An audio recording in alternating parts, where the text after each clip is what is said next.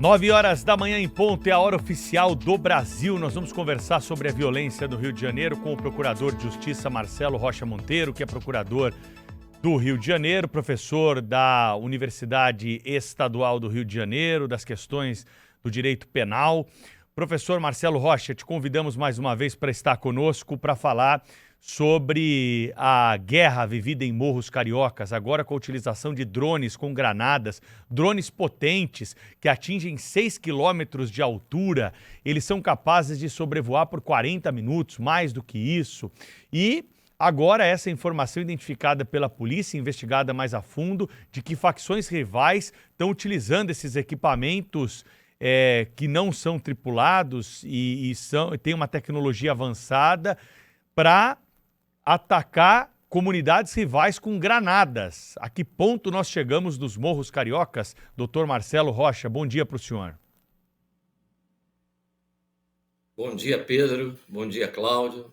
Prazer estar aqui de novo. Olha, eu não tenho não fazer um paralelo, né, entre esse fato que nós estamos discutindo aqui e a situação que o Rio de Janeiro viveu no governo Leonel Brizola, em que a polícia foi proibida de subir o morro, como se dizia na época, né? de fazer operações nas comunidades dominadas pelo tráfico, né? E nós estamos falando de anos 80 para os anos 90, e é exatamente nesse momento o tráfico começa a fazer mais dinheiro, né? Evidentemente, sem a repressão da polícia, a atividade de venda de drogas, né? Na época, principalmente cocaína. E com esse dinheiro, o tráfico começa a faturar mais, e com esse dinheiro, né, o fuzil entra para a história da criminalidade no Rio de Janeiro. As facções do tráfico começam a adquirir fuzis, né? E essa era uma época em que a polícia combatia de revólverzinho 38 os traficantes armados de fuzil.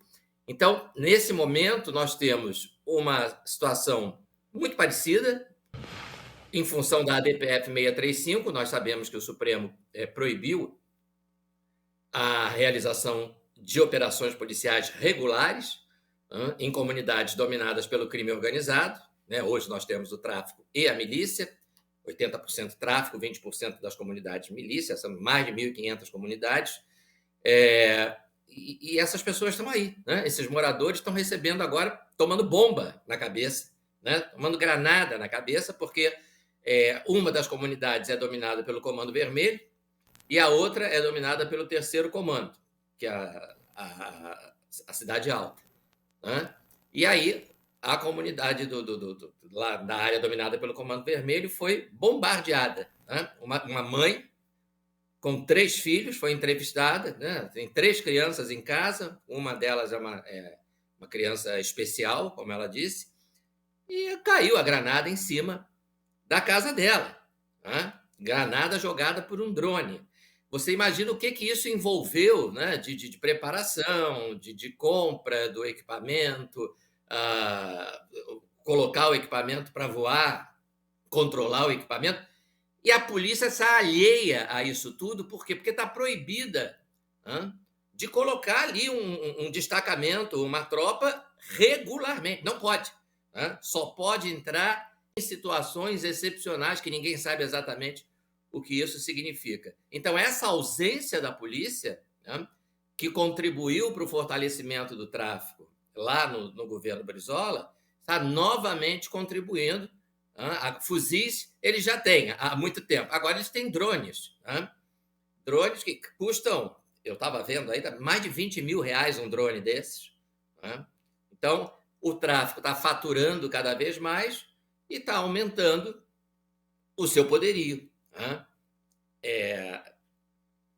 Infelizmente, é essa a realidade. E está se expandindo territorialmente. Por coincidência, não sei se eu já relatei isso aqui em uma das oportunidades que eu estive aqui, mas, por coincidência, próximo a essa comunidade aí, que eles chamam de Cidade Alta,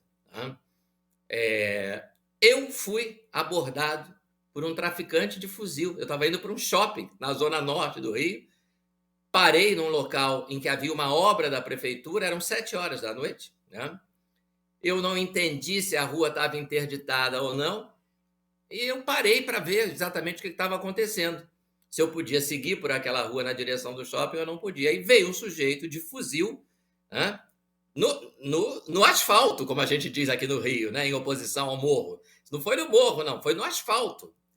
O sujeito me abordou com um fuzil e disse: "Você está indo para onde? Está fazendo o que aqui e tal?" E aí eu tive que me explicar, como se eu estivesse sendo abordado por um agente policial, né?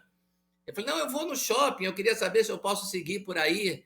Ele falou: "Não, pode sim, mas liga o pisca-alerta, né, que é para o outro traficante que toma conta mais adiante saber que eu já fui devidamente abordado, revistado e liberado." Foi exatamente aí, né, próximo a essa comunidade da Cidade Alta. O traficante de fuzil estava supervisionando a obra da Prefeitura do Rio de Janeiro. Esse é o Estado bandido, né? O Estado em que os bandidos assumem o controle, né? Impressionante. O seu relato, doutor Marcelo Rocha Monteiro, impressiona como as suas análises aqui sobre a situação no Rio de Janeiro, que é dramática, né? Recentemente, entidades empresariais divulgaram uma nota em que uma carta aberta, né, cobrando, inclusive, não só mais segurança, mas também na expectativa de que os ministros do Supremo Tribunal Federal revejam, né, tenham a humildade, a humildade, tem a humildade que rima com dignidade, né, de rever essa decisão, que é impressionante, né, porque somente fez a DPF, né, que a DPF é como é que chama? A sigla, né, as iniciais de arguição de descumprimento de preceito fundamental. Quer dizer, o preceito fundamental, que é o da segurança dos cariocas, isso aí ficou para as cucuias, né?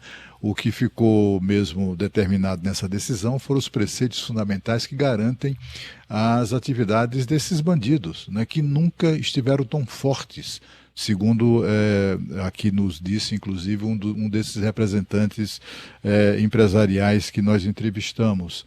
E o que fazer, doutor Marcelo? O que é que o cidadão deve fazer? Mudar de estado? Mudar de país? Fazer o quê? Pois é, esse é o problema, né, de você ter decisões, né, tomadas sem amparo na lei por agentes públicos, no caso juízes, né, que não são eleitos, né, são vitalícios e não são eleitos, né? De novo, fazendo paralelo com o governo Brizola. O efeito para a população na época foi péssimo, né? O tráfico se fortaleceu, o fuzil, como eu falei, entrou aí para a crônica para a crônica policial do Rio de Janeiro, né, nas mãos dos bandidos.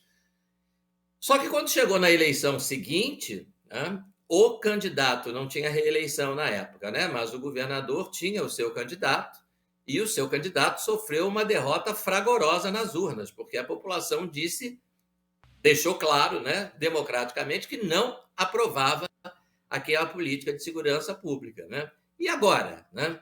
Quando essa medida é tomada pelo senhor Fachin, né, e pelos seus colegas de STF, eles não têm mandato, eles não têm que submeter as suas decisões ao voto popular, então a população se vê impotente. O que a gente vê é essa mobilização, você mencionou aí os empresários, eu estive, inclusive, lá na sede de uma dessas, do Sindicargas, que foi quem puxou essa manifestação, tá? Estive lá, eles fizeram uma cerimônia lá, uma espécie de um seminário com várias palestras sobre segurança, né? E no final o presidente do Sindicargas leu esse manifesto, que na época era assinado por 22 entidades, já recebeu mais assinaturas, né? Então a população está fazendo o que ela pode, né? Está dizendo: nós não queremos isso, né? Nós não. Aliás, é interessante que a sede do sindicato fica onde eu fui, né, e onde houve esse ato.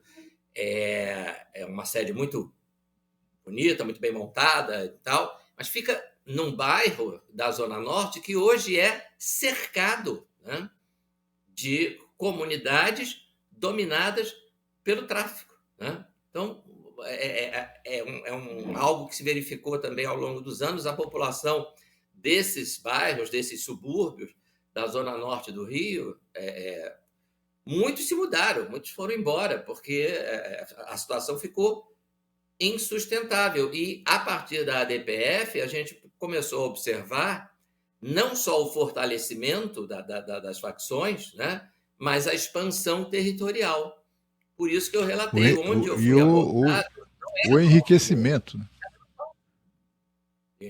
E o enriquecimento delas, né? O que impressiona muito. E aí, com muito dinheiro, eles começam a comprar armas de guerra, como é o caso desses drones aí, lançadores de granadas, né?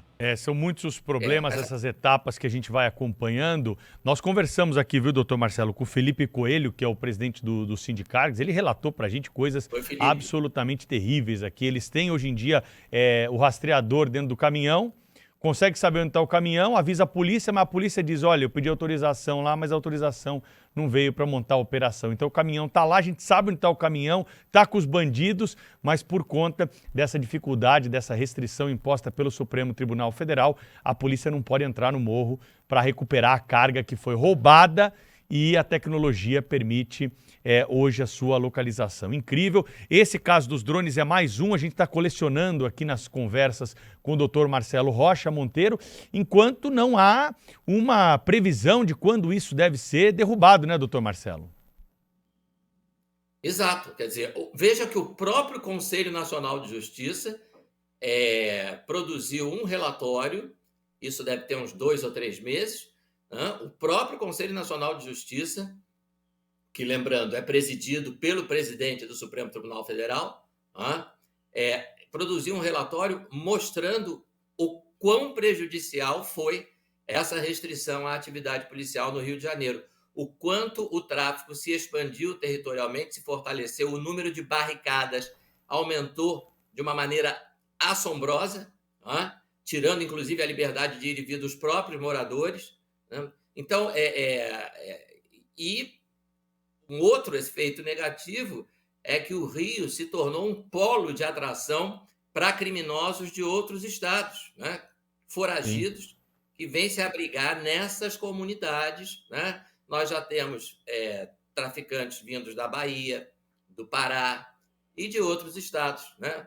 O traficante sabe do que está acontecendo, ele também ouve as notícias, ele lê o jornal, né? Então, ele sabe, olha, eu vou para o Rio de Janeiro porque lá a polícia não pode entrar nas comunidades dominadas pelo Comando Vermelho, pelo Terceiro Comando, pelo ADA, né? Então, é uma situação completamente absurda, tanto do ponto de vista jurídico, né, quanto do ponto de vista da segurança pública. Do ponto de vista jurídico, porque, repito, eu não conheço nenhum país do mundo em que a mais alta Corte de Justiça tenha proibido a polícia de reprimir regularmente o crime organizado, né? E aí quem é que sofre? Sofre essa mãe com 3 filhos que mora na comunidade e que vê a bomba caindo em cima da casa dela, jogada por um drone dos traficantes da facção rival que domina a comunidade próxima.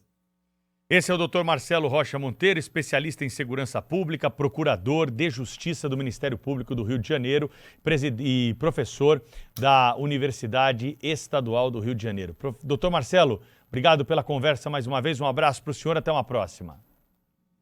Um abraço, Pedro, um abraço, Cláudio, um abraço para o nosso público, até a próxima oportunidade. Abraço. Então, 9h.